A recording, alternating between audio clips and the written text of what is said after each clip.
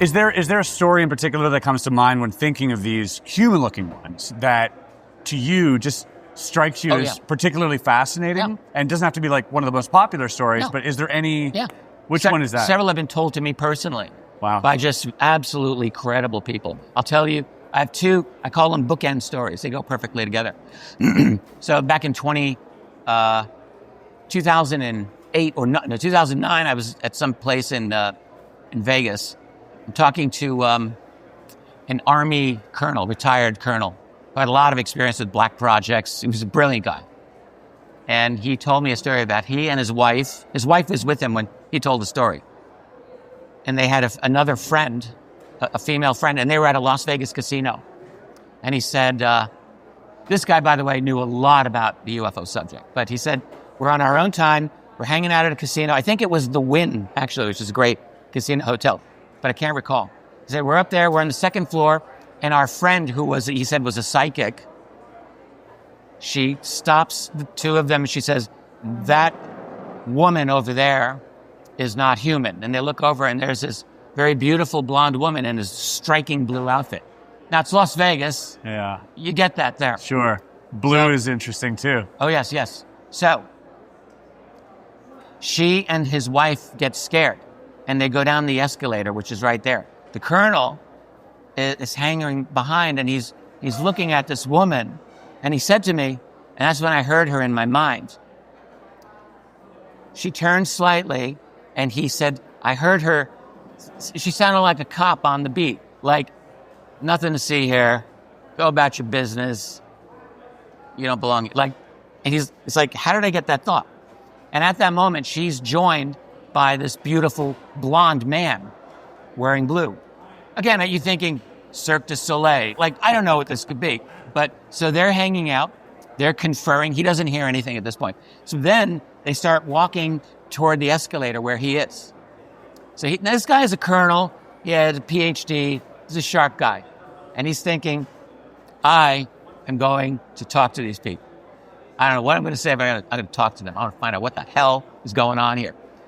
So they walk toward him, and instead he says nothing. They get on the escalator, they go down, but then he gets behind them. And he said to me, I heard them conversing in their minds. I said, do you know that they weren't talking? He says, look, I'm pretty damn sure they weren't talking. I'm hearing it. What were they saying? Well, they were saying something like, yeah, he can hear us.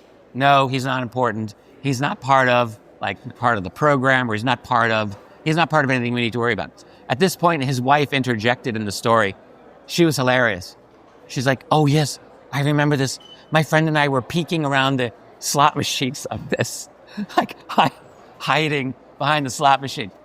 So that was kind of nice little confirmation there. But anyways, the couple gets down to the bottom of the escalator and they walk out and they're gone. So then 3 of them are conferring and they're like, that was crazy. So the woman, the psychic friend, also did regressive hypnosis. And she says, you know, I could regress you, Colonel, so that maybe you can relax and maybe you can remember if there's anything more that you can remember about what you think you heard. I guess that was the plan. So he's like, all right, cool. So he goes a day or two later. He's at her place in this cul-de-sac, quiet neighborhood. And he said, every time that she tried to regress me, we heard like construction noise outside, like jackhammers, machinery. Kind of like what we're hearing now. Exactly. Except in that case, they would go out to look and they didn't see anything. So he says, no biggie. I'll be back in about a month. Maybe we can get together and do this then. She's like, great. So a month later, he calls her. He says, hey, I'm going to be in town. Can we do that regression? She says, what regression? The regression last month, Las Vegas. Apparently, she remembered nothing of this encounter. I have one more story that I have to tell you. So that's that whole story. That's fascinating. Isn't that crazy? Yes. So 2 years later, I'm in Erie, Pennsylvania. Interesting place. I have some family there too, by the way. But I was doing an event. I got my table. I'm selling my little books to them, I think. And this very nice lady, she's about 60, walks up to my table with her husband. And she says, I got a story for you. Can I tell you? I'm like, yeah. So she says, when I was 15 years old, it would be about 1965. I was in church in Western Pennsylvania in a tiny little town with my mother. And she said, in our town, everyone knew everyone, especially in church. So she's in church. So she said, in front of me, in front of the aisle ahead of us, were this blonde couple, male, female, come walking in. She says they were absolutely gorgeous. They looked like supermodels. She said they had this incredible blue clothing. I was looking at the fabric. She's a 15-year-old girl, so she's into fashion. She said, I have never seen such incredible, beautiful clothing. And she's marveling and thinking, why is no one else in this church looking at these two people? She said they stuck out like a sore thumb. It's like, Marilyn Monroe and, Cary Grant. How could you not stare at them? Yeah. So, but no one was noticing them apparently. And then she said to me, and that's when I heard them in my mind. And what she heard was one of them thinking to the other, something like, well, we appear to be fitting in pretty well here. And she's like, and then one of them, maybe the same one, I don't know, said, except for the girl behind us who can hear us. And that's when she's like practically freaking out. After that, she heard nothing. It's like they shut it down.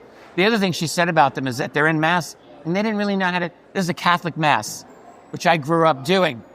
Sit, kneel, sign of the cross, all that. They're like looking around. They don't know what to do. So they clearly did not fit in. Just trying to fit in. Right. So it gets better. So she goes through the whole Mass. Mass ends. The couple is up and out. And they book it out of the church. And she decides, I'm going after them. This 15-year-old kid. And meanwhile, Mom was utterly oblivious. And she's like, where are you going, young lady? Get back here. And she's just gone. She's working her way through the crowd, following this couple. She sees them go out the front of the church. They cut across the parking lot. And she's like hustling. And they go over like this crest of a hill. And she's following. They go down this hill. There's a field. And there's a wooded area. So they're not going to a parking lot or a car. So that's kind of interesting too. Let's just note that little bit. So she's going across the field, she's going down the hill, and then she stops dead in her tracks. She said, then I saw a third person at the entrance of the wooded area. She said, remember Lurch from the Addams Family? No. Looked just like that guy. Terrifying. Very tall, like a man in black, but very tall, kind of ungainly tall, hat and a black suit apparently. And this beautiful blonde supermodel couple from Venus or Pleiades or wherever they're from walk past him into the woods. Into the woods. He turns around and follows them. And that was her story. So this is a 60-year-old woman, nice little suburban lady in the middle of Western Pennsylvania, just had to tell me this story with her husband there. That is unbelievable. And I've heard, it's so crazy because my neurons are firing because I've had a lot of people come to me with their fair share of stories as well. And so many things that you just talked about, these people who had no reason to contact me and don't want to go public have told me similar stories. Yeah, I bet.